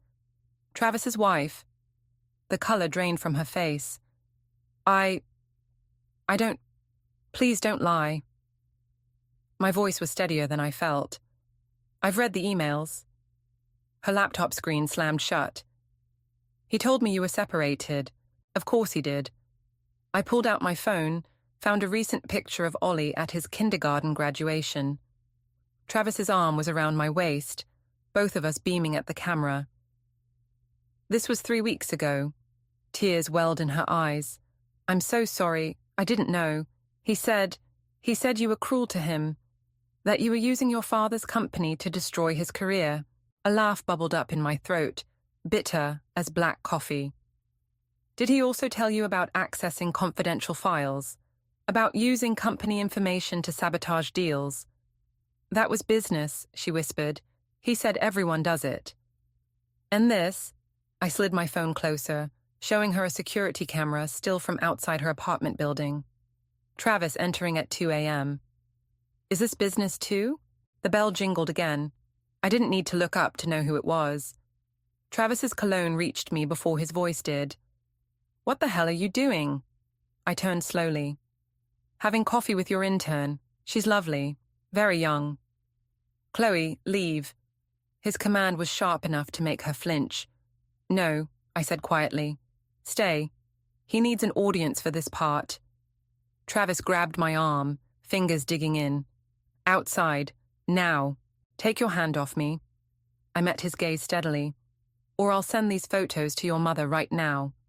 His grip loosened, but his eyes burned with familiar rage. You're making a scene. No, you did that when you decided to fuck a teenager. Chloe made a small wounded sound. Other customers were staring now, phones discreetly raised. You want to do this here? Travis's voice dropped dangerously low. Fine. Tell everyone how you drove me to it. How you chose Daddy's company over your marriage.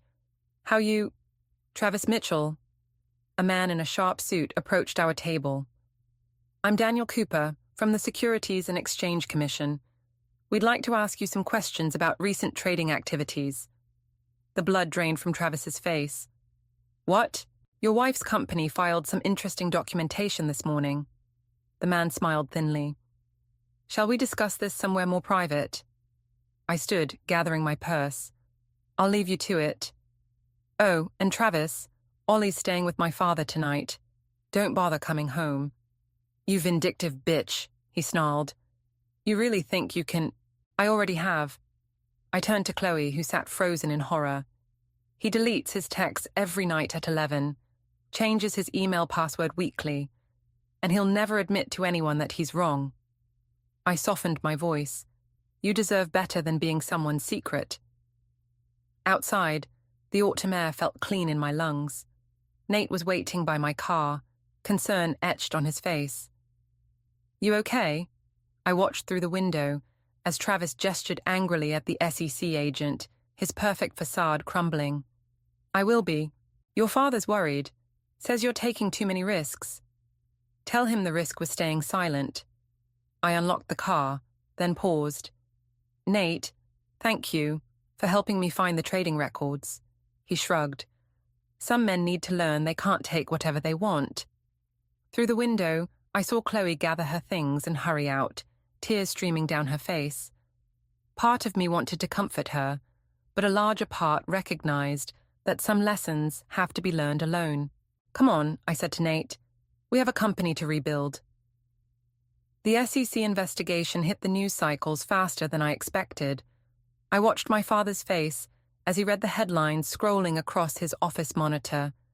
"Tech executive under investigation for industrial espionage." "They're calling it a witch hunt," Dad said, rubbing his temples. "Travis's company is claiming we fabricated evidence to destroy their reputation." I traced the rim of my coffee cup, now cold and untouched. "We both know that's not true." "Truth isn't always enough, Joe." He turned the monitor off, but the reflection in the window showed his worried expression. "Travis's lawyers are good. They're painting you as a vindictive wife using Daddy's influence for revenge. Let them." The words came out sharper than intended. "We have proof. We have complications." He slid a folder across his desk. "Travis filed for emergency custody of Ollie this morning." The room tilted. I grabbed the edge of the desk, steadying myself. "He what?" "Claims you're unstable, using company resources for personal vendettas, creating a hostile environment for Ollie." Dad's voice softened. "There's more. Eleanor came to see me earlier." Of course she had. I'd been avoiding her calls since the coffee shop confrontation. "What did she want?" "To warn us. Apparently, Travis has been recording your conversations, building a case for months." The coffee cup slipped from my fingers, shattering on the floor. Dark liquid spread across the carpet like blood. A knock at the door made us both jump. Nate stood there, his usually cheerful face grim. "Sorry to interrupt, but you need to see this." He held up his phone. A video played, me at the coffee shop confronting Chloe. The angle was awkward, clearly shot by another customer, but the audio was clear. "Tell everyone how you drove me to it." "It's trending," Nate said quietly. "Travis's PR team is spinning it as workplace harassment. They're saying you targeted a young intern to discredit their company." I watched myself on the tiny screen, saw how my controlled anger could be interpreted as threatening, saw how easily the truth could be twisted. "Joe," my father's voice cut through the rising panic, "whatever you're thinking, I need to see Ollie." I grabbed my purse, already moving toward the door. "He gets scared when his routine changes. He'll want his blue blanket for nap time." "Joe, stop." Dad caught my arm. "Travis's lawyers filed a temporary restraining order. You can't go near the house." The world narrowed to a single point of pain. "He's my son." "And we'll fight this," Nate said firmly. "But right now, you need to be smart. One wrong move and Travis gets everything he wants." I yanked free from my father's grip, pacing the office like a caged animal. "So I'm supposed to what? Sit here while he turns my son against me? While he destroys everything I've built? No." Dad's voice had that steel edge I remembered from childhood crises. "You're supposed to trust us. Eleanor's already documenting Travis's manipulation of Ollie. Nate's tech team is tracing the source of those recordings, but you need to give us time." "Time?" I laughed, the sound brittle. "While Travis plays the victim, while Ollie thinks I abandoned him, while we build a case that can't be dismissed as revenge," Nate corrected. "You taught me that, Joe. Sometimes winning means playing the long game." I stared out the window at the city below, at all the people going about their normal lives, while mine imploded. Somewhere out there, my 5-year-old was wondering why his mother hadn't come home. "Okay." I turned back to them, something cold and hard crystallizing in my chest. "You want the long game? Let's play. But this time, we're changing the rules." Dad and Nate exchanged worried looks, but I was already pulling out my phone, scrolling through contacts until I found the number I needed. "Who are you calling?" Dad asked. "Someone who knows all about Travis's games." I hit dial, waiting as it rang. "Hello, Eleanor. We need to talk about your son." Eleanor's hands trembled as she slid the USB drive across the cafe table. "He'll know it was me." "No, he won't." I pocketed the drive, fighting the urge to check its contents immediately. Travis never thought you'd betray him. Like he betrayed me? Her laugh was hollow. Did you know he emptied my retirement account last year? Said it was for a business investment. She twisted her wedding ring, the one Travis's father had given her 30 years ago. I believed him. My phone buzzed. A text from Nate. Target moving, ETA 10 mins. He's coming, I told Eleanor. Remember the plan? She nodded, dabbing at her eyes. Just promise me something, Joe. When this is over, let Ollie know his grandmother tried to fix things. The cafe door chimed. Travis strode in, all polished confidence until he spotted me sitting with his mother. His steps faltered. What's going on here? Can't I have coffee with my daughter-in-law? Eleanor's voice was perfectly pitched, worried, slightly defensive. Not when there's a restraining order. Travis turned to me, jaw clenched. Leave, now. Actually, I checked my watch. I have 4 minutes before I'm in violation. Plenty of time for you to explain to your mother about Chloe's abortion. The color drained from his face. Eleanor gasped. Mother, she's lying. The clinic records say otherwise. I stood slowly. Along with the wire transfers from your mother's retirement account. Tell me, Travis, does your PR team have a spin for that? His hand shot out, grabbing my wrist. You vindictive. Travis Mitchell? A woman in a sharp suit approached our table. I'm Detective Sarah Chen. We'd like to ask you some questions about certain financial transactions. Behind her, 2 uniformed officers positioned themselves near the exits. Through the window, I saw Nate giving a thumbs up from his car. This is harassment, Travis snarled, but his grip loosened. No, Eleanor said quietly. This is karma. She pulled out her phone, showing him the screen. A recording was playing, his voice clear as he detailed plans to embezzle company funds. Mother. I'm sorry, baby. Tears rolled down her cheeks. But I can't watch you destroy more lives. Travis lunged for the phone. The officers moved faster, catching his arms as Detective Chen read him his rights. The cafe had gone silent, phones recording everything. You'll regret this, he spat at me as they led him away. I'll make sure Ollie knows exactly what kind of mother you are. No, I replied calmly. He'll know what kind of father you are. The court-appointed guardian is reviewing your recordings right now, the ones where you coached him to lie about me. His face contorted with rage, but the officers were already escorting him out. Through the window, I watched them guide him into a patrol car, his perfect suit wrinkled, his carefully constructed world crumbling. Eleanor's sob broke the silence. I reached for her hand, but she pulled away. I did the right thing, she whispered, more to herself than to me. I did the right thing. My phone buzzed again. A message from Dad. Ollie's guardian called. You can see him tomorrow. Relief made my knees weak. I sank back into my chair, the weight of the past weeks pressing down on me. Was it worth it? Eleanor asked suddenly. All this pain, this destruction, was revenge worth it? I thought about Ollie, about the look in Travis's eyes when he realized his own mother had turned against him, about the years I'd spent doubting myself. It wasn't about revenge, I said finally. It was about truth. Sometimes they just look the same. Outside, rain began to fall, washing away the last traces of Travis's fingerprints on the cafe window. Tomorrow, I would hold my son again. Tomorrow, we would begin rebuilding.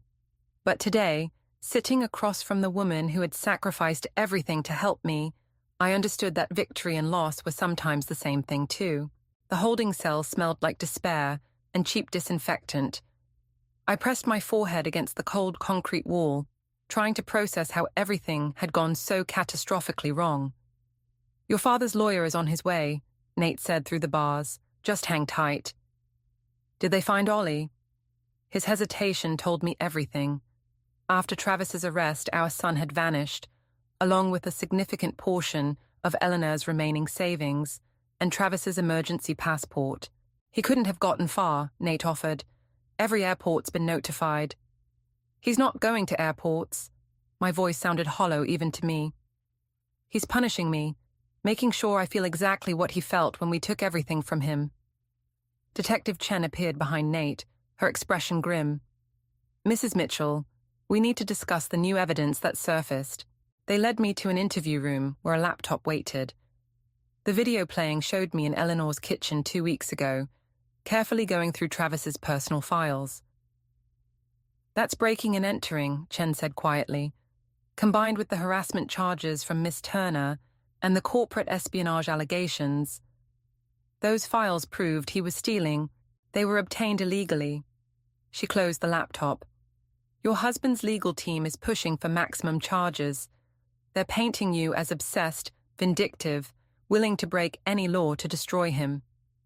And Ollie, if we find him with your husband, given these circumstances," she let the implications hang in the air. My father burst into the room, followed by our family lawyer. "Joe, don't say another word," but I barely heard them. My phone had just lit up with a message from an unknown number. A photo of Ollie, sleeping on what looked like a boat cabin bed. Below it, Travis's words, "You took my life, seems fair I take yours." "He's on his father's boat," I whispered, "the one in Marina del Rey." "Joe," my father warned, "let the police handle this, like they handled the restraining order, the custody hearing." I stood up, my chair scraping against the floor. "Every time we've done things the right way, he's been 3 steps ahead."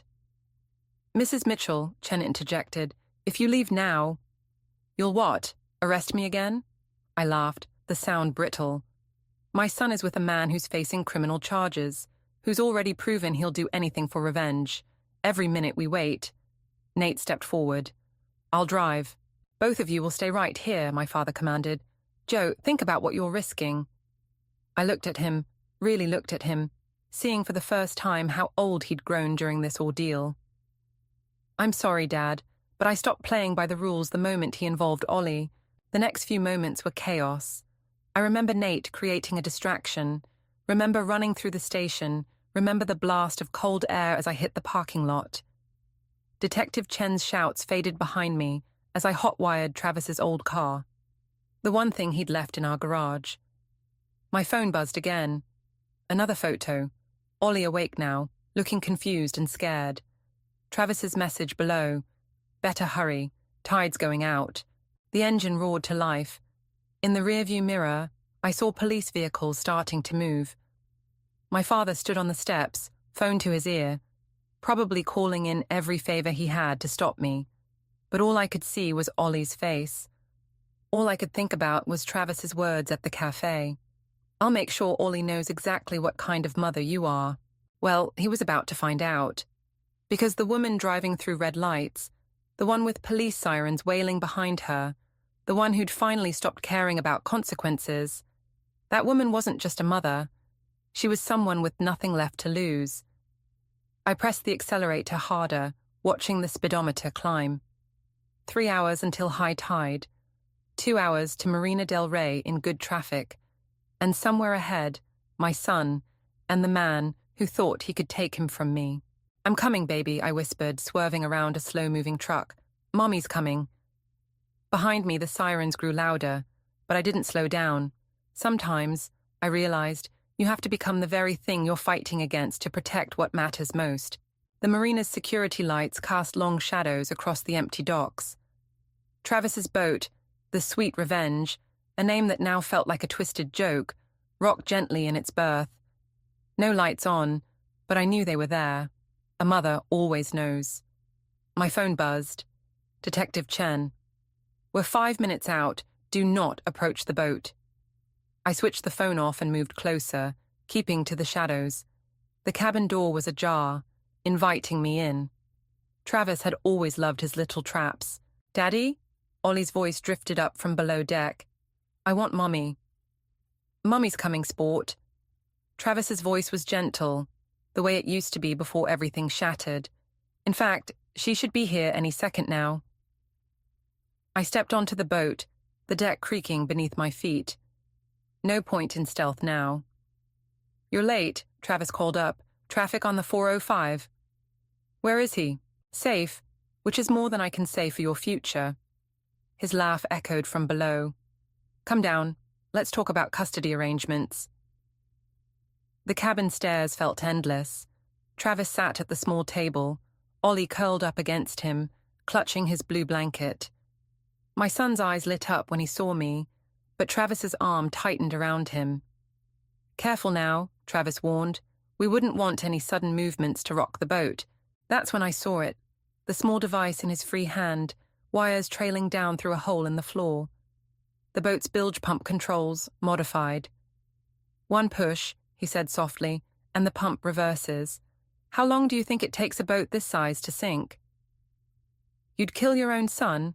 I'd save him, be the hero who rescued him from his unstable mother's last desperate act." His smile was razor-sharp. "The security cameras will show you boarding alone. Everyone knows how unhinged you've become." Ollie squirmed. "Daddy, you're squeezing too tight." I took a step forward. Travis's finger tightened on the device. "You know what's funny?" he said. "I actually loved you once. Before you became Daddy's perfect little successor, before you made me feel small in my own home. You did that yourself." "Did I? Who pushed for separate bank accounts?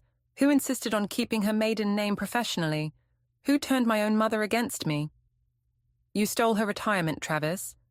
"I borrowed it. I would have paid it back after the merger." His composure cracked. "But you couldn't wait, could you? Had to prove you were smarter, better, more worthy." "Worthy of what?" The question burst out before I could stop it. "What were you trying to prove?" Something flickered in his eyes. Pain, maybe, or recognition. For a moment, I saw the man I'd married, drowning in his own insecurities. Then Ollie sneezed. The sound startled Travis. His grip loosened just enough. I lunged forward as Ollie slipped free, running to me.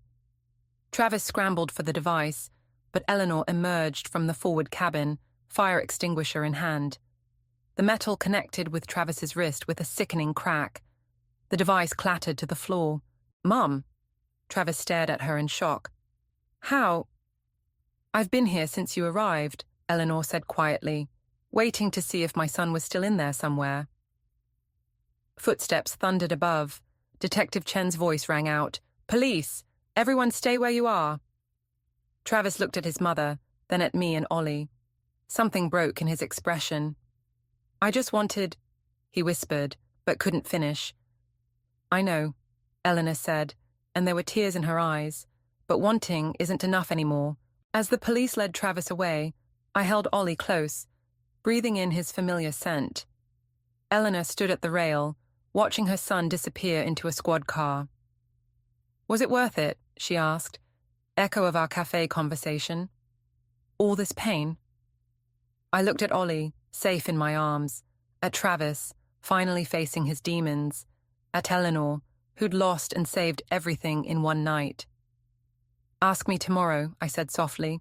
"Tonight I just want to take my son home." The marina lights flickered, casting new shadows across the water. Sometimes, I realized, there are no winners in revenge, only survivors. The courthouse steps felt colder than they should in summer. I watched Travis being led away in handcuffs, his designer suit replaced by prison orange. He didn't look back. "Mommy, can we get ice cream?" Ollie tugged at my hand, already moving past the scene that would haunt my dreams for years. "Sure, baby." I forced a smile.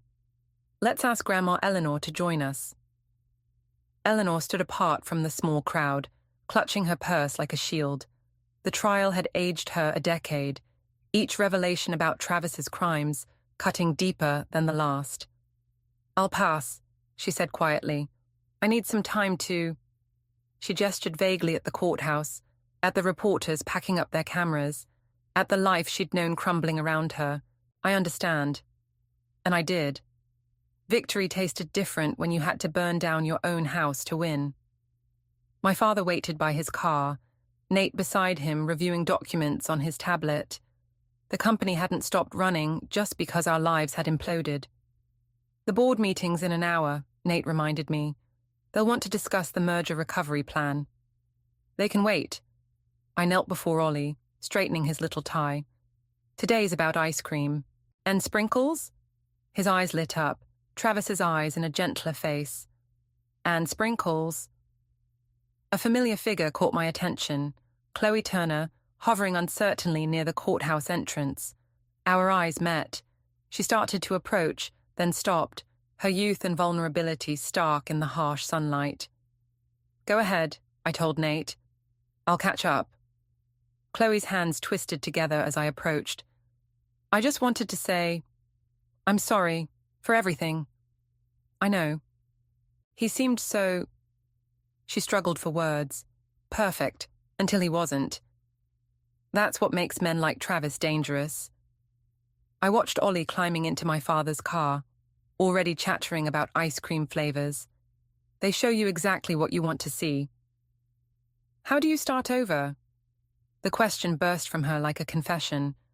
After someone breaks you apart, I thought about the wine glass shattering against the wall that first night, about Eleanor's trembling hands passing me the USB drive, about Travis's face when his own mother testified against him. "You don't start over," I said finally. "You build something new from the pieces you have left." She nodded, understanding more than her 19 years should allow. As she walked away, I saw a shadow of my younger self, the woman who once believed love meant making yourself smaller. "Ready to go?" my father called. "Almost." I turned to Eleanor, still standing alone. "Ice cream offer still stands. Ollie would love his grandmother there." She hesitated. "Joe, I don't know if I can..." "We're both building something new," I said softly. "Might as well do it together." A ghost of a smile crossed her face. She took one last look at the courthouse doors, then walked toward us. My phone buzzed. A text from Detective Chen. "Travis wants to talk. Says it's important." I deleted the message without responding. Some conversations weren't worth having anymore. In the car, Ollie debated ice cream toppings with his grandmother, while my father and Nate discussed quarterly projections. Normal life, piecing itself back together in small moments. "Mommy," Ollie's voice pulled me from my thoughts. "Are you still angry at Daddy?" The question hung in the air. Eleanor's breath caught. My father's hands tightened on the steering wheel. "No, baby." I touched his cheek, seeing futures branching out before us. Some bright, some dark, all uncertain. "I'm not angry anymore, just ready for our next adventure." He beamed, satisfied with the answer only a child could accept so simply. But as we drove toward the ice cream shop, I caught Eleanor's knowing look in the rearview mirror. Sometimes revenge isn't about destroying someone else. Sometimes it's about refusing to let them destroy you. Sprinkles, I decided, making Ollie giggle. Definitely sprinkles, because that's how you build something new. One small, sweet choice at a time. That flicker of rage in her eyes, I'll never forget it. Sierra stood over me, the empty wine glass still dripping red onto my dress as I reeled in shock. "Whoops," she said, her voice dripping with contempt. In that moment, something ignited within me, a spark of defiance I thought had long faded. I slowly rose to my feet, the sticky wine seeping into my skin as we locked eyes in tense silence. "You spiteful witch!" My voice came out steady, undergirded by newfound strength. "How dare you? In my own home that I opened to you." Sierra scoffed. "Don't be so dramatic, Evelyn. It was an accident. Right, babe?" My eldest son, Derek, watched impassively from the sofa, offering neither defense nor apology. Sierra sauntered over, draping herself on his lap as if nothing had happened, as if she hadn't just publicly degraded his own mother. I stood motionless as they dissolved into giggles, the sting of humiliation washing over me. This was the last straw. Sierra had chipped away at my dignity ever since she married into our family 3 years ago, slowly eroding the harmony in our home. Her vanity, selfishness, and spoiled coddling by my husband had blinded Derek to her subtle cruelty. But this act of violence, masking malice with feigned innocence, opened my eyes fully to the abuse I'd quietly endured from her. From them both. My hands balled into fists. I saw myself then not as a frail 68-year-old grandmother worn by illness, but a proud fighter ready to reclaim my power. Enough was enough. I refused to let Sierra's toxicity infect our family any longer. As I retreated upstairs, my mind racing with plans, I knew the time had come to fight back. I would start by reaching out to the one person I knew I could trust unconditionally, my youngest son, Alex. "Mom, that's horrible. I had no idea," Alex said. His forehead creased in concern as I recounted the wine incident. I'd asked him to meet me discreetly at a cafe down the street from our family home, not wanting Derek or Sierra to suspect anything. "She's a parasite," I said bitterly. "I was blind to not see how she's manipulated all of us until now. She and Derek, they've been bleeding me dry financially ever since they moved in, hoarding my money to fund their lavish lifestyle while I struggle." Alex nodded gravely. "I noticed designer clothes and fancy new gadgets, but whenever I asked Derek, he'd say it was from his big promotion at work." I let out a mirthless laugh. "All lies to hide their exploitation. Sierra thinks I'm weak, an easy target, but I'll prove her dead wrong." My son regarded me with care. "What can I do to help, Mom?" I reached across the table and squeezed his hand, my first genuine smile in months creeping onto my face. With Alex by my side, I felt emboldened, like I had an army at my back. "First, I need you to quietly gather evidence about their financial abuse," I said. "Bank statements, receipts, anything we can use as proof. Confronting them outright won't work. They're too manipulative. This requires strategy." Alex nodded firmly. "Of course. What next?" I took a long sip of chamomile tea, savoring the calm before the storm I would soon unleash on Derek and Sierra. "Next," I said coolly, "we destroy their lives like they've destroyed mine." "More wine, Mother?" Sierra's mocking tone cut through the tense silence that had descended on our usually cheerful family dinner table. Ever since the spilling incident, as I'd come to call it, Sierra had taken to publicly needling me in petty ways, all under the guise of sweet concern.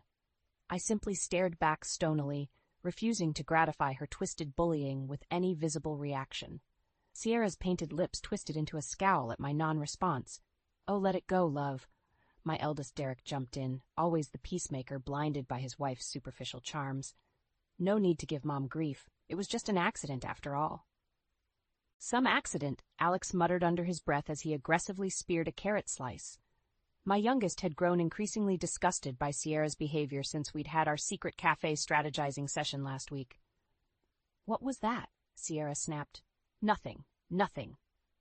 Derek, ever the oblivious optimist desperate to keep up pretenses, waved his hand. "Now, Sierra, be polite. We're lucky Mom welcomed us into her home when we needed help." I bit my tongue, holding back the fiery retort on the tip of my tongue. We all knew Sierra and Derek hadn't moved in with me out of any familial sentimentality or hardship. After recklessly draining their savings on frivolous luxuries, they'd targeted my vulnerability as a widow living alone, seeing a chance to bleed my retirement savings dry under the guise of needing shelter. Well, not for much longer, you parasites. The thought ignited a spark of anticipation within me. After dinner, I was meeting Alex at his apartment, where he would show me the financial evidence of Derek and Sierra's lies that could ruin them. "So, Derek," Alex interjected, "how's the big promotion going? Must be demanding work." Though his tone sounded innocent enough, I detected the subtle confrontation in his words, a thinly veiled suggestion that perhaps Derek's promotion was as false as the rest of the web of deception he and his wife had spun. My eldest shifted uncomfortably under Alex's gaze, a flicker of something like guilt passing over his features. "Oh, going great," he managed after a pause. "Just wrapped up a big project, so things are calmer now." "How lovely for you both," Sierra trilled, placing a hand over Derek's in a show of wifely solidarity. Her sharp eyes, however, glared daggers at Alex. Sensing the simmering tension, Derek cleared his throat and rose abruptly from the table. "Well, delicious dinner as always, Mom," he said with forced joviality. "I've got some emails to catch up on for work, so I'll excuse myself." With a quick peck to Sierra's cheek, Derek hurried off. Sierra and I locked eyes as Alex began gathering dishes. The sweet facade she adopted for my son's benefit had slipped, unveiled malice marring her perfectly made-up features. "You want a war, witch?" I thought defiantly. "You've got one now, and I intend to win." I awoke with a start, momentarily confused by the faint crashing sounds coming from downstairs. Bleary-eyed, I glanced at the clock. 2:37 a.m., blinked back angrily. My heart began to pound as more muffled bangs echoed up to my bedroom, followed by raucous laughter. Derek and Sierra. Of course. I slowly shuffled to my bedroom door and cracked it open. The couple had just returned from a rare date night out, no doubt funded by my stolen money. As their cackles grew louder, so did my boiling anger. Not only had those parasites wrecked my peaceful home with their constant demands, now they robbed me of sleep too? This had to end. Now. As I crept halfway down the stairs in darkness, the scene in my trashed living room came into focus. Derek was sprawled out on my good couch, shoes still on, and giggling drunkenly. My antique coffee table had been shoved aside carelessly, various bottles and chips littering the floor. Sierra wasn't faring much better, stumbling back from the kitchen with a bottle of my vintage wine in hand. I watched in outrage as she staggered against my bookshelf, sending a framed photo of my late husband crashing to the ground. At the shattered glass, Sierra simply cackled harder. Red-hot rage surged within me. These entitled brats had waltzed into my home, bled my bank accounts dry with manipulative lies, and now trashed my belongings like rebellious teenagers. I had enough evidence of their financial deceit to destroy them, courtesy of Alex's intel. Now this blatant property disrespect was the last straw. Steeling myself, I flicked on the lights and stomped into full view. What in God's name do you think you're doing? My voice boomed through the tense silence. Still in her glittering dress, Sierra froze mid-pour of the wine. Derek shot bolt upright, eyes widening at the damage surrounding him. We, he stammered before falling silent under my searing glare. After a weighted pause, Sierra let out an exaggerated sigh. Oh, don't look so scandalized, Evelyn. We were just having a little fun. She attempted a breezy laugh and raised her glass flirtatiously towards me, as if to diffuse the situation with her usual coquettish charm. I stalked forward until we were nearly nose to nose, pleased to see a flicker of uncertainty in her made-up eyes. How dare you, I said, my voice low and steady despite my trembling fury. How dare you vandalize my home that I opened to you, you ungrateful, spoiled brat? Sierra's lips curled into a sneer. All pretenses dropped. Or what? What will you do about it, old lady? She stepped even closer, wine fumes assaulting my nostrils as she snarled. Nothing, because you can't do a damn thing. You're weak and helpless, completely at our mercy, so why don't you scurry off back to bed like a good little old bitch? My palm cracked across her cheek before I even realized I'd swung my fist. The slap split the heavy silence like a gunshot. As Sierra let out a shriek of pain and outrage, clutching her face, I felt a rush of dark satisfaction. Get out, I whispered. Both of you, get your things and get the hell out of my house. Their destruction had gone too far. It was time for war. You can't kick us out. This is Derek's family home, too. Sierra's shrill voice echoed through the foyer. I crossed my arms, unaffected by her hysterics. After tossing the drunken couple out last night, following Sierra's cruel barbs, I'd given them until noon today to pack their things and leave. Of course, she hadn't gone quietly. Not anymore, I said coldly. I've shown Alex all the proof of your lies and theft. My lawyer is filing an official eviction notice today. I saw Sierra's hazel eyes flare with anger, and perhaps panic, before she caught herself. When she spoke again, her voice dripped with false sweetness. Evelyn, let's be reasonable, she purred, sliding up to grasp my hands in faux sincerity. This is all a big misunderstanding. We would never want to intentionally hurt you. I ripped my hands from her grip. Save it. The bank statements prove exactly where my missing retirement money has been going, straight into funding your lavish shopping sprees. Sierra opened her mouth to retaliate, but I held up a hand. I don't want to hear any more lies. You have 2 hours before I call the police. As I turned on my heel, I felt the familiar flare of pain in my lower back from my spinal condition. The doctor said stress always aggravated it, and dealing with these toxic leeches in my home had pushed me past my limit. Gritting my teeth against the spasms, I reached for the bottle of prescription oxycodone to ease the torment. To my dismay, I found it empty. Strange, I just had it refilled. Before I could ponder further, Sierra barged into my bedroom unannounced. Missing something? She asked sweetly. Dread curdled my stomach at the sight of my pill bottle dangling from her manicured fingers. I figured you didn't need these anymore, since you'll have so much peaceful relaxation without us here nagging you. I lunged forward, but Sierra anticipated me, cackling as she danced out of reach. To my horror, I watched as she stormed into my bathroom, our bathroom, and held the pills precariously over the toilet bowl. No! Stop! I need those! The rest of my plea died in my throat as she let them slip from her grasp into the swirling water with a splash. My heart dropped as months' worth of precious pain relief disappeared in seconds. Whoopsie! Sierra tilted her head, regarding me with mock concern through her thick, mascara-coated lashes. Butterfingers. I'd fished them out, but ew! Momentarily speechless with rage, I stumbled past her towards my jewelry box on the counter. If she thought a little pain would stop me from banishing them, she was dead wrong. But when I opened the box, I found it empty. Now I knew why the scheming addict had trespassed uninvited into my private space. The sight of my most treasured pearls and heirlooms stolen and discarded pushed me over the brink. With strength I didn't know I possessed, I grabbed Sierra's skinny shoulders and slammed her against the bathroom tiles. She yelped loudly. Up close, I could see a sliver of fear behind the disdain in her eyes. "You listen to me, you toxic leech," I hissed into her face. "Nothing will stop me from destroying you and Derek for what you've done." I pressed my forearm harder across her collarbone as she squirmed. "Now for the last time, get the hell out!" I stepped back, adrenaline and rage coursing through me as Sierra fled from the room. The war was on. "It's done. The eviction notice has been served," Alex said, setting a folder thick with legal documents on the cafe table. I let out a long sigh, feeling the knot in my chest loosen slightly.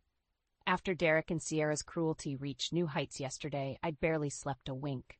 Now the first step of my vengeance was officially in motion.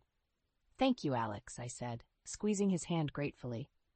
"I couldn't have faced those monsters without you by my side." My son nodded.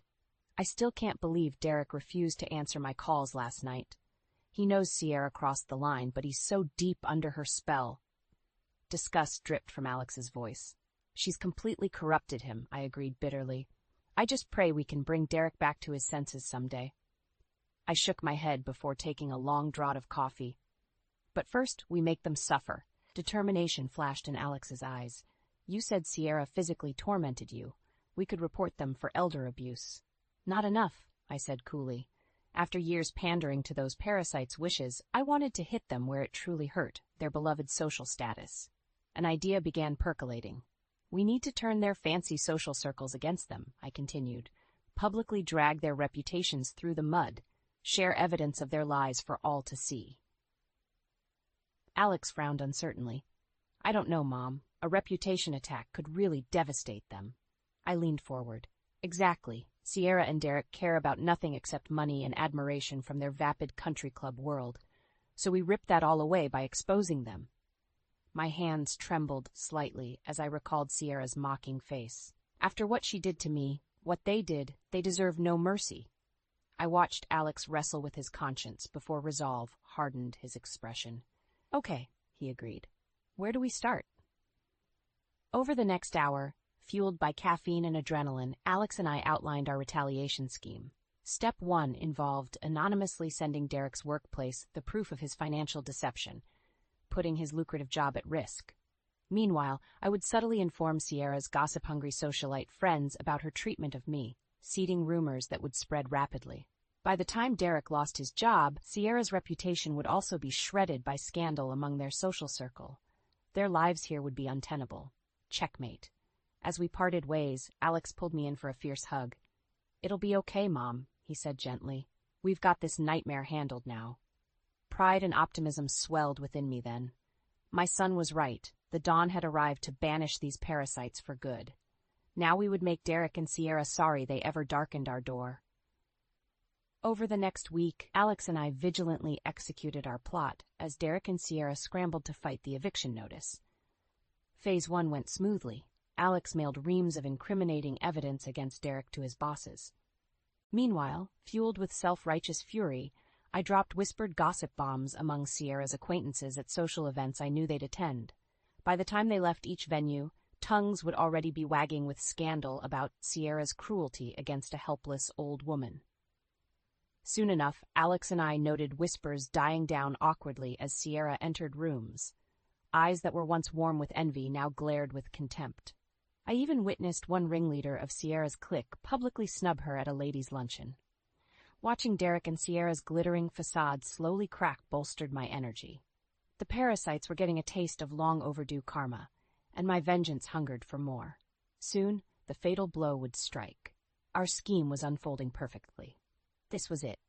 Phase 2 of my master vengeance plan went into motion today, destroying Derek's career and reputation just as he and his wicked wife have destroyed me these past bitter years. My hands trembled slightly as I carried the anonymous package into the mailroom of Derek's prestigious finance firm. Thanks to Alex's inside intel, I knew exactly when new mail deliveries arrived to ensure my parcel would land directly on the CEO's desk today. The thick manila envelope contained hard evidence of Derek's deceit, phony promotion paperwork, emails showing him misusing company funds for personal gain. Once exposed to the light, Derek's house of lies would come crashing down spectacularly. After handing the sealed fate to the clerk, I retreated outside to meet Alex around the corner. As soon as I slid into the passenger seat, questions spilled from my son's mouth. "It's done? They'll definitely see it?" His eyes shone with anticipation. My lips curved into a smile. Without a doubt. I made sure to address it directly to the CEO and partners.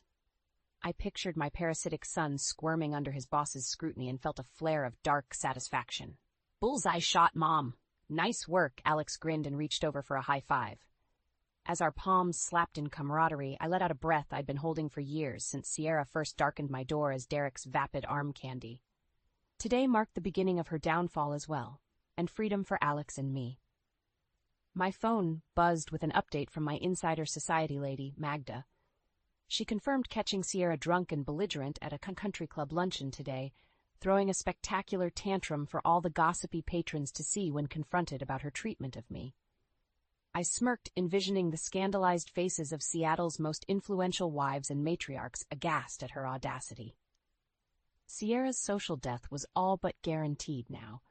Alex and I decided to swing by a cafe near Derek's office to lay low for a few hours, not wanting to arouse suspicion by returning home too quickly.